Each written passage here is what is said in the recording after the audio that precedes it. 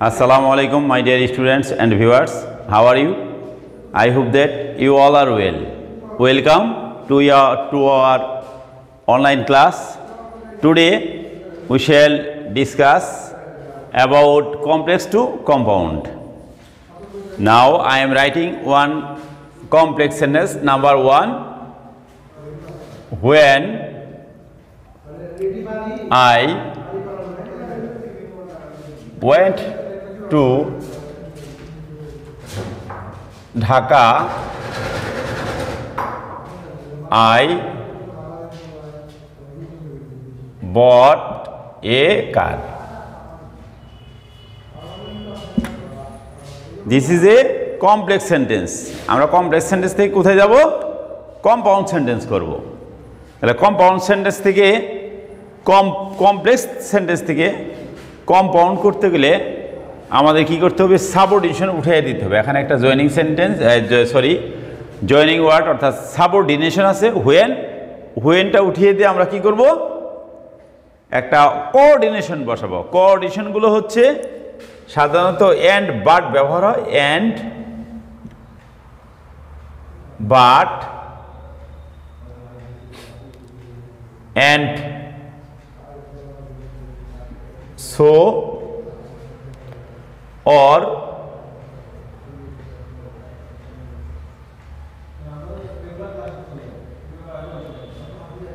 nor আরেকটা ইয়ে থাকতে পারে হচ্ছে not only but also, not only dot but also। তোমরা অবশ্যই খাতা লিখে নেবে। তাহলে সাধারণত এই কোঅর্ডিনেশনগুলো দিয়ে কম্পাউন্ড সেন্টেন্স গঠন করা হয়। তাহলে কমপ্লেক্স সেন্টেন্সে থাকবে কমপ্লেক্স সেন্টেন্সে থাকবে সাবঅর্ডিনেশন। কমপ্লেক্স সেন্টেন্স কি থাকবে? সাবঅর্ডিনেশন। এই সাবঅর্ডিনেশনগুলো আমরা উঠিয়ে দিব। উঠিয়ে দিয়ে মাঝখানে and but and so or অথবা নর, আবার কখনো নট অনলি বাট অলসো বসতে পারে। এগুলো যুক্ত করে আমরা কম্পাউন্ড সেন্টেন্স তৈরি করব। তাহলে তোমরা অবশ্যই এগুলো লিখে নেবে। আমরা দেখি যে সেন্টেন্সটা বোর্ডে লেখা হয়েছে এই সেন্টেন্সটাকে কিভাবে কম্পাউন্ড করা যায়।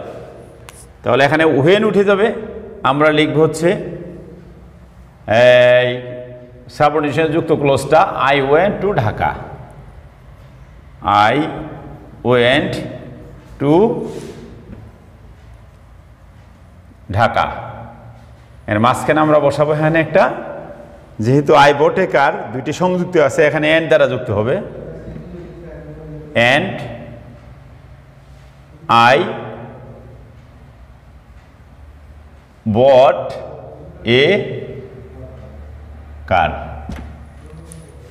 এখানে আরেকটা জিনিস লক্ষণীয়, তাহলে আমরা কি করলাম? এখানে শুধুমাত্র হোয়েন উঠে গেছে এবং এন্ড দ্বারা যুক্ত করছি। তাহলে এই হোয়েন তুলে দিলাম এবং এন্ড দ্বারা যুক্ত করলে কি হয়ে যাবে? কম্পাউন্ড সেন্টেন্স হবে। এখানে বিষয় হচ্ছে যে এখানে দুইটা clause, I went to Dhaka, I bought a car, দুইটা সেন্টেন্সের সাবজেক্ট হলো আই। দুইটি ক্লোজের সাবজেক্ট যদি একই ব্যক্তি বা বস্তু হয় তাহলে দ্বিতীয় ক্লোজের সাবজেক্টটা উজ্জ্ব থাকবে। তাহলে আমরা যদি লিখি I went to Dhaka and I bought a car, এই সেন্টেন্সটা হবে, তবে এটা দুর্বল হয়ে যাবে। তাহলে হচ্ছে স্ট্রং সেন্টেন্সটা হবে যে I went to Dhaka and bought a car. আমি ঢাকায় গেলাম এবং একটি গাড়ি কিনলাম। তাহলে হচ্ছে আমরা বুঝতেই পারছি যে কিভাবে কমপ্লেক্স থেকে কম্পাউন্ড সেন্টেন্স গঠন করতে হয়। কমপ্লেক্স সেন্টেন্স সিম্পল থেকে কমপ্লেক্স করা যতটা কঠিন তার চেয়ে অনেক সহজ হচ্ছে কমপ্লেক্স থেকে কম্পাউন্ড সেন্টেন্স করা। কিন্তু এখন আমরা একটা প্রশ্ন থেকে যেতে পারে তোমাদের, তা হচ্ছে যে আমরা তো সাবঅর্ডিনেশন পেয়েছি 22 থেকে 23টা, আর কোঅর্ডিনেশনের সংখ্যা কম। And but and so, not only but also, I or nor, ইত্যাদি। এখন তোমাদের প্রশ্ন থেকে যেতে পারে যে my dear students and viewers, you must be attentive and you must remember that what I say. আমি এখন যা বলছি তা অবশ্যই তোমরা মনে রাখবে যে আমরা কখন অ্যান্ড বসাবো আর কখন বাট বসাবো। আমরা এখানে অ্যান্ড যুক্ত করেছি করে কম্পাউন্ড সেন্টেন্স গঠন করেছি। এখন তোমাদের প্রশ্ন থাকতে পারে যে হচ্ছে আমরা যদি এখানে বাট লিখলাম তাহলে কি হতো? না, এখানে বাট লেখা যাবে না, কারণ দুইটা ক্লোজের মধ্যে সঙ্গতি প্রকাশ পাচ্ছে। আমি ঢাকায় গেলাম এবং গাড়ি কিনলাম, আমার উদ্দেশ্য ছিল গাড়ি কেনা, এই জন্য আমি ঢাকায় গিয়েছি। তাহলে আমি ঢাকায় গেলাম এবং একটি গাড়ি কিনলাম, এই দুইটা ক্লোজের মধ্যে একটা সঙ্গতি রয়েছে। যদি সঙ্গতি বোঝায় তাহলে অ্যান্ড বসবে, আর অসঙ্গতি বোঝালে বাট বসবে। যেমন হচ্ছে আমি আরেকটা উদাহরণ দিচ্ছি যে আমি দুধ পছন্দ করি এবং আমি চা পছন্দ করি। আমি দুধ পছন্দ করি এবং আমি চা পছন্দ করি, তাহলে দুইটাই পছন্দ করি, তাহলে সঙ্গতি বোঝাচ্ছে, মানে অ্যান্ড দ্বারা যুক্ত হবে। আর যদি বলা হয় যে আমি দুধ পছন্দ করি চা পছন্দ করি না, তাহলে এখানে বাট বসবে, কিন্তু যুক্ত হবে। তাহলে বাংলায় বলতে হবে যে আমি দুধ পছন্দ করি কিন্তু চা পছন্দ করি না, মানে হচ্ছে অন্যভাবে বলতে পারি যে আমি দুধ পান করি কিন্তু চা পান করি না। তাহলে আমরা বুঝতেই পারছি যে অসঙ্গতি বোঝালে বাট বসবে এবং সঙ্গতি বোঝালে অ্যান্ড বসবে। তাহলে এখানে সঙ্গতি বোঝানো হয়েছে, যার জন্য আমরা অ্যান্ড দ্বারা যুক্ত করেছি। এটা হচ্ছে একটা কম্পাউন্ড সেন্টেন্স। তাহলে আমরা আরেকটা উদাহরণ যাই, তাহলে বিষয়টা তোমাদের কাছে ক্লিয়ার হবে। Number 2,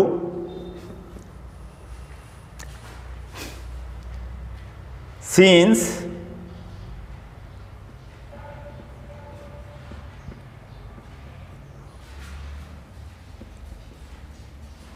I was ill,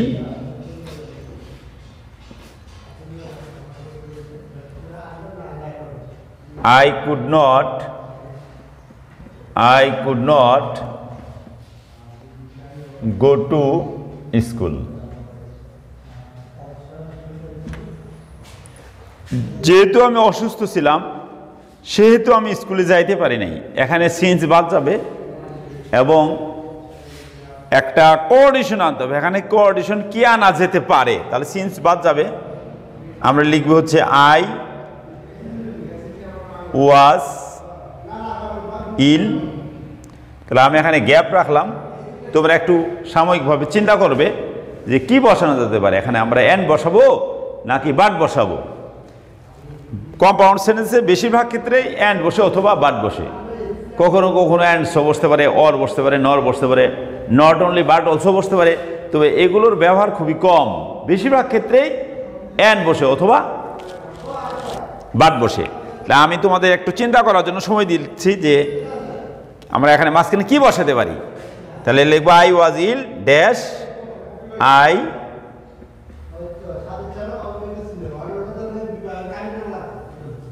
I could not go to school. তাহলে আমরা দুইটাই বসায় দেখি কোনটা সঙ্গতি, মানে হচ্ছে কোনটা দিলে মিলে সেন্টেন্সটা ভালো শোনা যায়। আই ওয়াজ ইল, আমি অসুস্থ ছিলাম, but I could not go to school, কিন্তু আমি স্কুলে যাইতে পারলাম না। মিলে না, যার জন্য হচ্ছে কি হবে, তাহলে আমরা এখানে কি বসাবো, অ্যান্ড বসাবো।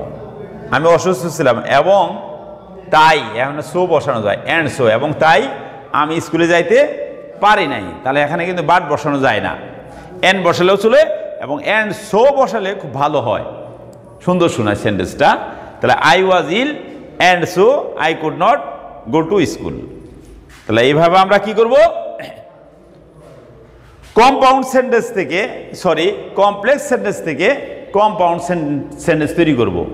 আমি আরেকটা উদাহরণ দিচ্ছি, তার আগে আংশিক আমি কিছু ব্ল্যাকবোর্ড পরিষ্কার করে নিচ্ছি। তাহলে আমরা এবার 3 নাম্বার সেন্টেন্স লিখব। Number 3, in spite of having much money,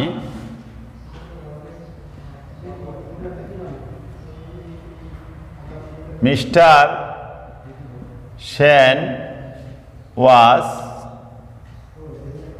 unhappy.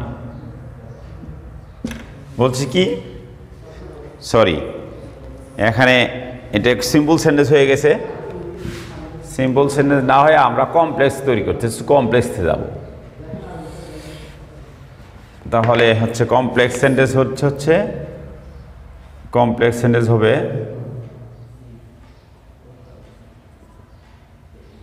দো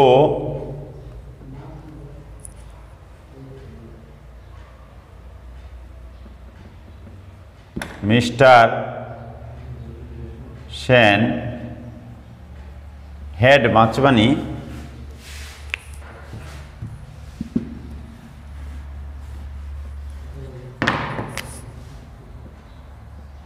he was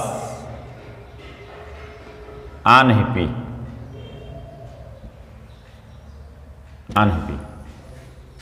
তাহলে আমরা যে সেন্টেন্সটা দেখতে পাচ্ছি তা হচ্ছে complex sentence. Though mister Sen had much money, he was unhappy. কমাটা এখানে না হয়ে এখানে হবে, এটা একটা কমপ্লেক্স সেন্টেন্স। এই কমপ্লেক্স সেন্টেন্সটিকে আমরা কি করব, কম্পাউন্ড সেন্টেন্স তৈরি করব। বলছে যদিও মিস্টার সেনের অনেক টাকা পয়সা ছিল, তবুও সে অসুখী ছিল। তাহলে আমরা এখানে কি করব, বাদ দিব এবং প্রথম ক্লোজটা লিখব মিস্টার সেন হ্যাড মাচ মানি। আমি এখানে একটা গ্যাপ বসাই দিলাম, গ্যাপ রাখলাম। এখানে একটা কোঅর্ডিনেশন বসবে, অ্যান্ড বসবে অথবা বাট বসবে, অ্যান্ড সো বসতে পারে। তাহলে এখানে কি বসাবে তোমরা সাময়িকভাবে একটু চিন্তা করবে। তাহলে দ্বিতীয় ক্লোজটা হবে হি ওয়াজ আনহ্যাপি।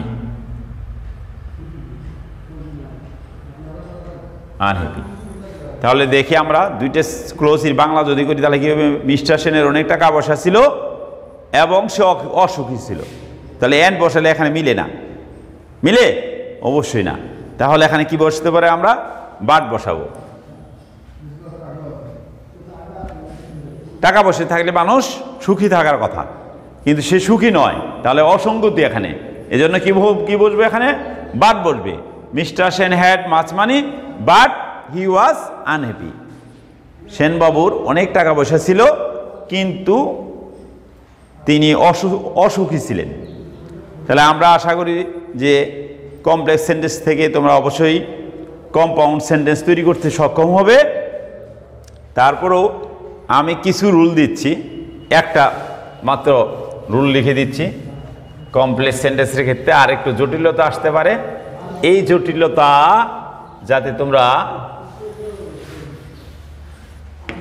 অতিক্রম করতে পারো সেই জন্য এই নিয়মটা মনে রাখবে। কমপ্লেক্স সেন্টেন্সের একটা মাত্র রুল নাম্বার হচ্ছে 1,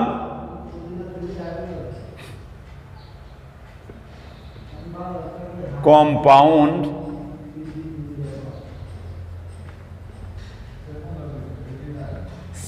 সেন্টেন্স এর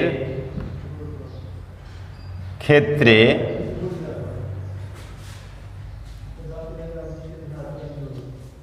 ফার্স্ট অ্যাকশনটি সর্বদা ফার্স্টে বসে। ফার্স্ট এ বসে। যেমন হচ্ছে আমরা 1 নাম্বার সেন্টেন্সে যা লিখেছিলাম যে when I went to Dhaka I bought a car, এই কথাটা কিন্তু কমপ্লেক্স সেন্টেন্সে এভাবেও থাকতে পারে যে I bought a car when I went to Dhaka। Complex sentence এভাবেও থাকতে পারে যে আই বট এ কার, আমি একটা গাড়ি কিনলাম when I went to Dhaka, যখন আমি ঢাকায় গেলাম। তাহলে তোমরা হয়তো ভাববে যে হোয়েন বসাই দিয়ে আমরা এখানে এন্ড বসাই দেব, তাহলে এই কম্পাউন্ড হয়ে যাবে। কিন্তু মাই ডিয়ার স্টুডেন্টস অ্যান্ড ভিউয়ার্স, কিন্তু এইভাবে লিখলে সেন্টেন্সটা অবশ্যই ভুল হয়ে যাবে। আর এই ভুলটা তোমরাই বুঝতে পারবে যে আমি বাংলা যদি বলি তাহলে কী হবে, আমি একটা গাড়ি কিনলাম এবং আমি ঢাকায় গেলাম। আমি গাড়ি কিনে কি এই গাড়ি চালিয়ে ঢাকায় গেলাম, তাহলে আগে কমপ্লেক্সেশনে বলা হয়েছে যে when I went to Dhaka, যখন আমি ঢাকায় গেলাম তখন একটা গাড়ি কিনলাম, ঢাকায় যাওয়ার পরে গাড়ি কিনলাম। আর এইভাবে কমপ্লেক্স সেন্টেন্স করলে অর্থ চেঞ্জ হয়ে যায়। এজন্য তাহলে আমাদের সর্বদাই এই নিয়মটা মনে রাখতে হবে যে কম্পাউন্ড সেন্টেন্সের ক্ষেত্রে ফার্স্ট অ্যাকশনটি সর্বদাই ফার্স্টে বসবে বা বসে।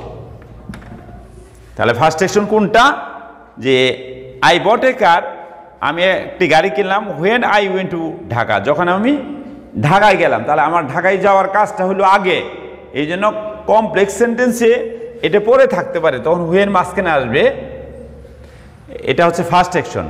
তাহলে কম্পাউন্ড সেন্টেন্সের ক্ষেত্রে এই নিয়মটা সর্বদাই মেনে চলতে হবে যে ফার্স্ট অ্যাকশনটা সর্বদাই ফার্স্টে বসাতে হবে, অর্থাৎ প্রথমে বসাতে হবে। তাহলে সেন্টেন্সটা কমপ্লেক্স সেন্টেন্স এভাবে পরীক্ষার হলে বা প্রশ্নপত্রে এভাবে দেওয়া থাকলেও আমরা একে ঘুরিয়ে লিখবো কেমন করে, যে I went to Dhaka, I went to Dhaka. তাহলে এখানে আমরা দুইটা যুক্ত করবো হলো অ্যান্ড দ্বারা, অ্যান্ড আই, এই অংশটা পরে লিখবো, I and I bought a কার। তবে এখানে হলো যেহেতু একই সাবজেক্ট, দুইটি ক্লোজের সাবজেক্ট একই ব্যক্তি, সেহেতু এখানে আইটাকে উজ্জ্বল রাখলে ভালো হবে, উত্তম হবে, সেন্টেন্সটা স্ট্রং হবে। তাহলে এই জন্য আমরা আরেকটা নিয়ম লিখতে পারি, যে নিয়ম হলো 2 হচ্ছে যে কম্পাউন্ডের আমরা হচ্ছে সংক্ষেপে লিখলাম কড। কম্পাউন্ড সেন্টেন্সের ক্ষেত্রে কম্পাউন্ড এর বেলায় দুটি ক্লোজ এর সাবজেক্ট একই ব্যক্তি বা বস্তু হলে দ্বিতীয় সাবজেক্টটি উজ্জ্বল থাকবে। আশা করি এই নিয়ম দুটো মনে রাখলে কমপ্লেক্স থেকে কম্পাউন্ড করতে আর কোনো সমস্যা হবে না, এবং এই নিয়ম অনুসরণ করে তোমরা কমপ্লেক্স থেকে কম্পাউন্ড সেন্টেন্স তৈরি করতে সক্ষম হবে।